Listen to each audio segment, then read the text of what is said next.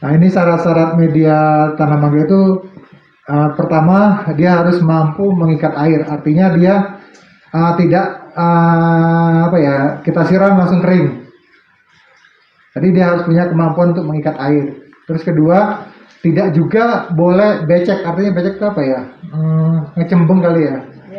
Ngecembeng itu bebas saja. Bisa dikit-dikit. Ngecembeng artinya dia kan jangan sampai media tanamnya itu eh, airnya itu tertahan dalam waktu yang lama.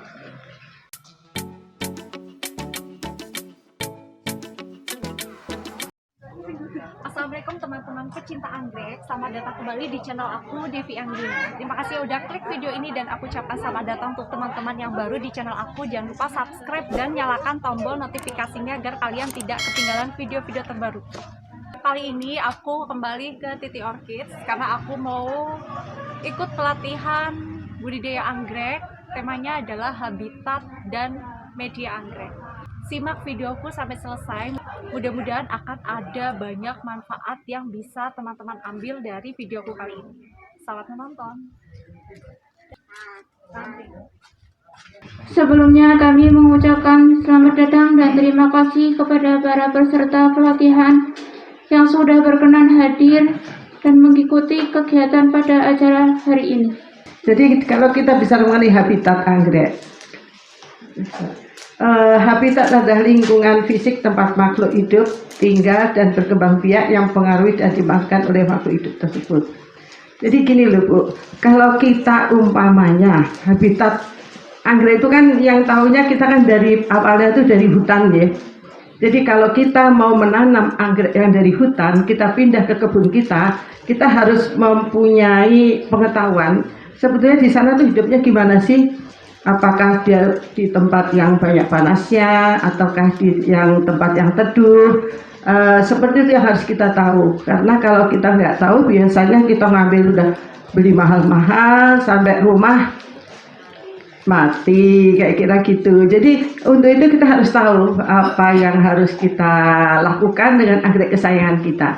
Kita juga berkali-kali umpamanya beli anggrek yang sangat mahal, yang langka. Ya sangat mahal sih nggak apa-apa ya, tapi kalau sangat langka dan mati itu adalah sesuatu yang sangat kita sesalkan. Terutama kalau kita orang-orang anggrek itu biasanya gini loh, ini cerita lagi bagaimana kelangkaan anggrek itu menjadi sesuatu fenomenal ya. Saya udah pernah diomongin sama ada tamu dari Wonosobo, dia memang kalau beli itu yang pasti yang mahal-mahal. Suatu kali saya cuma punya satu. Terus dia bilang, Bu Titi ini harganya berapa? Saya bilang, ini koleksi. Terus sampai dia nyetok. Saya heran ya, kayaknya kayak penjual anggrek itu sombong-sombong, katanya nggak perlu uang. Sebetulnya bukan karena sombongnya, tapi karena kelangkaan anggrek itu yang harus kita pertahankan. Karena sekali kita melepaskan anggrek langka, kita jual. Pokoknya kita beli 5 juta, terus kita jual 7 juta. Kayaknya kan sudah halus sekali ya. Udah kayaknya untungnya banyak banget gitu. Tapi begitu kita lepas 7 juta, kita belum tentu dapat lagi anggrek seperti itu. Nah itu sangat sangat mempengaruhi ya, yang sangat mempengaruhi harga. Jadi bukan harga uang, tapi ada harga dari kelangkaan itu. Dan saya pernah nyesel juga melepaskan seperti itu, terus ternyata sampai sekarang saya belum dapat gantinya. Nah itu ya, yang harus kita tahu saya soal kelangkaan. Jadi di mana kalau kita menanam anggrek kita harus tahu dari mana anggrek itu, berapa apa aja yang diperlukan kehidupan untuk anggrek itu. Umpamanya dendrobium. Dendrobium itu kan kita tahu, jadi dia perlu panas. Bahkan ada yang dendrobium kalau dari Papua itu dia bisa di panas, bisa di hujan, sudah nggak perlu pakai nggak pakai paranet atau pakai UV. Tapi kalau seperti anggrek bulan, mungkin ibu-ibu lihat saya yang di depan itu ada Phalaenopsis gigantea ya, yang daunnya besar itu saya pelihara udah entah berapa tahun baru berbunga. Ya tahun inilah, awal tahun ini, dan itu bagi saya suatu kebahagiaan ya. Jadi waktu saya posting di Facebook tuh ternyata juga sambutannya luar biasa di teman-teman, karena banyak sekali yang punya dan susah membungakan dan juga susah hidup. Dan itu memang harganya tuh kalau panas gigantea itu harga sultan, Bu. Jadi anggrek itu ada harga sultan, ada yang harga pokoknya gimana? Makanya kayak gitulah. Jadi saya sendiri kalau mamanya tanya sama ditawari gitu, saya kepingin tapi kok ada duit ya, gitu loh. Suka gimana caranya supaya bisa kita menabung untuk mendapatkan anggrek itu. Dan itu makanya saya cerita soal kelangkaan supaya itu suatu mengingatkan kita bahwa kita jangan menyepelekan anggrek ya. Jadi kalau kita udah menyepelekan anggrek yang langka kita tanam sembarangan dan itu nanti mati, ya itu yang suka jadi masalah. Nah itu inti, jadi bagaimana kita mengetahui habitat supaya kita bisa memelihara anggrek kita dengan benar dan melestarikan anggrek. Itu intinya itu kita melestarikan anggrek ya. Jadi kalau tadi kita cerita soal dendrobium, kita juga bisa cerita mengenai Phalaenopsis, di mana hanya memerlukan panas kira-kira 30% dengan angin sepoi-sepoi, seperti tapi udah pernah dipelajari ya yang dulu. Nah seperti itu kan sudah dipelajari. Ini saya cuma menggali, jadi mengingatkan kembali bagaimana pentingnya kita untuk melihara anggrek dan melestarikan anggrek. Makanya selalu aja di titik orchid kita selalu mengadakan yang syair lagunya itu, marilah kita lestarikan. Nah itu yang paling penting dari pesan itu yang harus kita sadari. Dan banyak sekali kan sekarang pada musim pandemi itu banyak ibu-ibu yang nganggur. Jadi kayak saya tuh pengangguran soalnya, Bu, makanya cari teman ibu-ibu supaya mau belajar anggrek. Jadi banyak yang nganggur untuk mempelajari bagaimana menanam anggrek dan bagaimana juga kita bisa memanfaatkan waktu itu dengan baik supaya kita melewati pandemi itu dengan sabar, ikhlas, seperti itu kira-kira. Ini kita cerita jenis habitat ya, ada habitat asli, habitat buatan. Di sini kita ke habitat asli yang seperti saya bilang tadi, yang tadi dulu, yang dulu. Dan kita di sini sebetulnya ini namanya Dendrobium discolor tanibar ini kalau nggak salah. Nah dia setahun itu bisa 2 kali berbunga, dan lihat bunganya di pakem itu sebetulnya kan menurut teori itu tuh untuk dendrobium ini kurang begitu bagus karena dia memerlukan panas yang tinggi, memerlukan ya udara yang sangat luas ya. Tapi dia bisa sampai 3 meter. Ini sudah 2 kali berbunga ya, baru akhir kemarin bulan kemarin.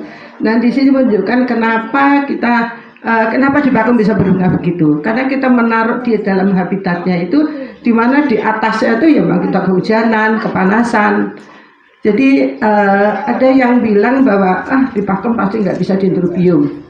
Sebetulnya bisa juga, tapi bagaimana kita menaruhkan sesuai dengan habitatnya, ya. Jadi terus umpamanya gini lagi, ibu-ibu kepengen menanam anggrek bulan, di mana anggrek bulan itu kita semua tahu bahwa saya perlu tegak nggak ini, nggak ya. Jadi anggrek bulan itu hanya memerlukan panas 30% dengan kelembapan yang agak tinggi. Jadi kalau umpamanya kita tinggal di Jogja atau tinggal di Jakarta, biasanya belum apa orang sudah menyerah. Ya enggak, menyerah, nanti pasti enggak hidup anggrek bulan. Padahal bisa hidup, Ibu. Saya waktu itu pernah di Jakarta, itu Phalaenopsis gigantea itu bisa hidup. Karena apa? Waktu bisa hidup dan bisa berbunga, saya surprise-nya bisa berbunga. Jadi saya lihat apa sebabnya dia bisa berbunga. Ternyata memang kebetulan rumah saya madep ke timur, di sini ada pohon mangga, terus dia saya taruh di di dinding yang menuju tangga ke atas, dan terus saya bilang ini kelembapannya dari mana? Ternyata itu di bawah itu ada air keran yang netes itu loh. Nah dari situ kita jadi tahu, oh ini kelembapannya dari sini. Jadi dimanapun anggrek itu kita tanam, kalau kita kepingin, asal kita mempelajarinya, ya ini senangnya apa, nah mempelajarinya dengan baik dan juga kita tunjang dengan lainnya. Ini soal habitat buatan aja ya tadi habitat asli, terus kita teruskan ya. next saja. Terus ada habitat buatan yang bisa kita pakai sekarang juga. Nah ini kan kayaknya tadi sudah dendrobium vanda, ketinggian berapa, iklim berapa. Ini udah dipelajari di season yang lalu. Mungkin kita akan pelajari juga cerita mengenai hidroponik. Hidroponik itu adalah habitat buatan ya. Yang lalu sudah dari Pak Adarso ya, betul nggak? Ini saya ingin share mengenai, jadi awalnya saya belajar dari Pak Adarso. Jadi saat itu di DTOC kita mengadakan pelatihan akhir tahun, terus kita minta Pak Adarso dan Ibu Kartina untuk membantu, dan beliau betul-betul konsen sekali. Saya sampai bilang, tapi gratis ya Pak? Iya mau gratis, itu Bu hebatnya. Kalau orang anggrek itu gitu Pak, mereka tidak mikir bahwa harus uang enggak. Kalau anggrek sejati loh ya, tapi kalau orang yang pamannya beli didol ya lain lagi lah. Dan itu mudah-mudahan nantinya juga akan jadi seorang anggreker yang sejati gitu. Saya kira banyak yang tahu ya bahwa dengan hidroponik itu dia akan cepat bertumbuhnya dan juga daunnya lebih keker-keker. Tapi memang yang kemarin yang di belakang sedang kita ganti medianya. Tapi masih kelihatan bagus dan dia lebih mudah terutama untuk Cattleya menumbuhkan tunas. Apa sebabnya kita tanam Cattleya? Karena Cattleya itu berbunga dari tunas yang baru. Kalau tidak ada tunas yang baru dia tidak akan berbunga. Tapi dengan sistem hidroponik dia akan cepat mengeluarkan tunas baru, ya dari tunas baru itu yang kita harapkan nanti berbunga. Ya, saya kira soal habitat selesai. Saya kira segitu dulu ya. Monggo saya serahkan Pak Firman ya. Nanti kalau ngobrol sama saya lama, nanti dia nggak kebagian, nanti tambah lihat aja udah gitu. Ya, monggo. Wassalamualaikum warahmatullahi wabarakatuh. Assalamualaikum warahmatullahi wabarakatuh. Perkenalkan, nama saya Firman Syah Jauhari. Materi kita hari ini yaitu kegunaan media tanam anggrek. Gini ya, kadang gini ya Bu ya, kadang kalau kita lihat di Facebook ataupun di Instagram ataupun kita lihat langsung ke nursery, lihat anggrek kok bagus ya. Kadang mesti ada pertanyaan dari bapak-bapak, ibu-ibu. Ini medianya apa sih? Pasti kan? Nah, sekarang kita akan membahas satu persatu kegunaan media tanamnya dan kekurangan dan kelebihannya. Tapi mohon maaf ya kalau apa yang saya sampaikan mungkin akan pasti akan terdapat kekurangan. Oke, salah satu hal penting dalam budidaya anggrek adalah media tanam. Kenapa penting? Karena media tanam ini sangat mempengaruhi proses budidaya yang kita lakukan. Misal, kalau kita buka botol, ya kalau kita langsung pakai areng kan ya pasti kering kan ya kan. Makanya kita harus mencari alternatif media apa sih yang bisa sesuai dengan apa yang kita buka botolnya itu. Terus kalau tidak cocok, ya tentunya akan berpengaruh ke pertumbuhan anggrek tersebut. Misalnya tadi bisa kering ataupun bisa busuk juga bisa karena medianya tidak sesuai. Next. Nah ini syarat-syarat media tanam anggrek itu pertama dia harus mampu mengikat air, artinya dia tidak kita siram langsung kering. Jadi dia harus punya kemampuan untuk mengikat air. Terus kedua, tidak juga boleh becek, artinya becek itu apa ya? Ngecembeng kali ya? Ngecembeng itu bebas saja. Bisa dikit-dikit. Ngecembeng artinya dia kan jangan sampai media tanamnya itu airnya itu tertahan dalam waktu yang lama. Karena itu akan mengakibatkan akar, terutama bagian akar dia akan busuk. Terus yang ketiga, mengandung unsur hara makro dan mikro. Nah kalau hal ini kita bisa akalin juga sih dengan pemupukan ya, karena tidak semua media yang kita pakai itu dia mengandung unsur hara makro dan mikro. Terus yang keempat, mampu menyimpan unsur hara, artinya media tersebut misal kita lakukan pemupukan dia tidak langsung hilang juga, jadi tetap menempel di beberapa saat aja, tapi yang kelamaan juga berputar di media. Next, Mbak. Terus yang kelima, dia harus poros. Poros itu apa ya? Airnya yang kita siramkan itu langsung mengalir ke bawah. Artinya dia tidak tidak ngecembeng lagi gitu kan. Dan juga harus ada drainase, karena kalau tidak ada drainasenya, saya jamin pasti akan busuk.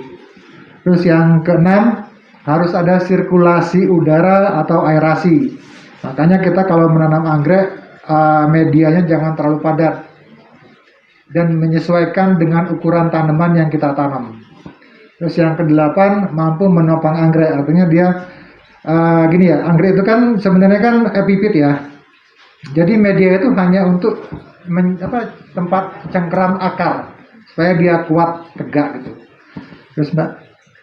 Terus tidak mengandung bahan beracun. Yang ke-10, dia harus steril atau bebas dari bakteri dan cendawan. Dan ini kita bisa lakukan dengan beberapa proses, nanti akan saya jelaskan. Terus yang ke-11, tidak sangat masam atau alkalis. Dan ini juga bisa kita akalin juga. Terus macam-macam media tanam anggrek dan kegunaannya. Next, Mbak. Satu, ini kita bisa gunakan pecahan batu bata, genteng atau pot. Ini kalau pengalaman saya pribadi, ini hanya saya gunakan untuk pelapis paling bawah. Terus pernah juga saya pengalamanku waktu saya menanam Pandopsis disokiloides itu, saya menggunakan pecahan batu bata, saya mix sama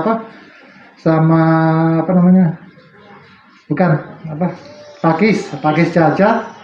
Itu sangat bagus karena saya dapat info dari orang-orang hunternya, Pandopsis itu dia tumbuhnya di tebing-tebing pinggir sungai. Jadi intinya dia tumbuhnya itu kan di pada batu-batu gitu kan. Terus yang kedua, Mbak, terus arang, umumnya kita menggunakan arang ya. Tapi ya arang juga itu dia bisa mengikat air tapi tidak terlalu lembab ya. Ini cocok untuknya anggrek dendrobium. Next, Mbak. Terus yang styrofoam. Styrofoam ini sama sih kalau saya untuk dasar pot ya. Tapi ada juga kalau saya lihat di luar negeri, di Thailand itu untuk menanam vanda. Jadi dia pakai pot kerat, nanti vandanya ditegakkan, kiri kanannya dikasih styrofoam. Jadi dia hanya sekedar untuk penopang supaya dia nggak roboh. Makanya karena dia tidak ada unsur haranya, kita harus pemupukannya dan penyiramannya harus benar-benar full. Terus yang keempat, serbuk gergaji. Serbuk gergaji umumnya digunakan untuk anggrek tanah semacam mokara, arachnis, ataupun papilionante, itu bisa. Next, Mbak.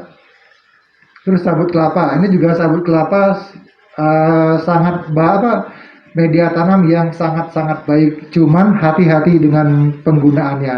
Karena pada sabut kelapa ini, kalau kita tidak diproses terlebih dahulu, kandungan taninnya ini yang akan sangat berbahaya, karena itu akan mengakibatkan keracunan pada akar. Jadi prosesnya ya lumayan panjang sih ini, mesti direndam berkali-kali sampai taninnya hilang. Terus yang keenam, Mbak, pakis. Ini juga pakis, aku pikir peserta udah pada paham semua dan ini paling banyak dipakai ya. Jadi dia ada yang pakis lempeng, ada yang balok, ataupun cacah. Nah, penggunaannya antara lempeng, balok, sama cacahnya kita sesuaikan dengan anggrek yang kita tanam. Misal, kalau yang cacah kita tanam untuk anggrek yang membutuhkan kelembapan lebih tinggi dibandingkan yang balok. Kalau balok itu biasanya untuk dendrobium ataupun sejenis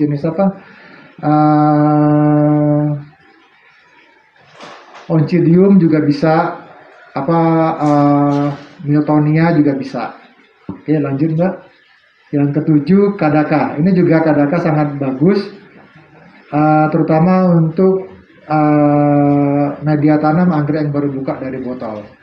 Tapi hati-hati juga, ini pengalaman saya, kalau terlalu lama dia akan menimbulkan sejenis jamur yang warnanya hitam, yang di atas media itu warna hitam. Dan itu kalau dibiarkan lama-lama dia akan menghalangi nutrisi yang masuk ke dalam akar. Oke, next habis ya. Oke, itu aja. Semoga apa yang saya sampaikan bisa bermanfaat, dan lebih kurangnya saya mohon maaf kalau dalam penyampaiannya agak agak gimana ya, agak nggak benar ya.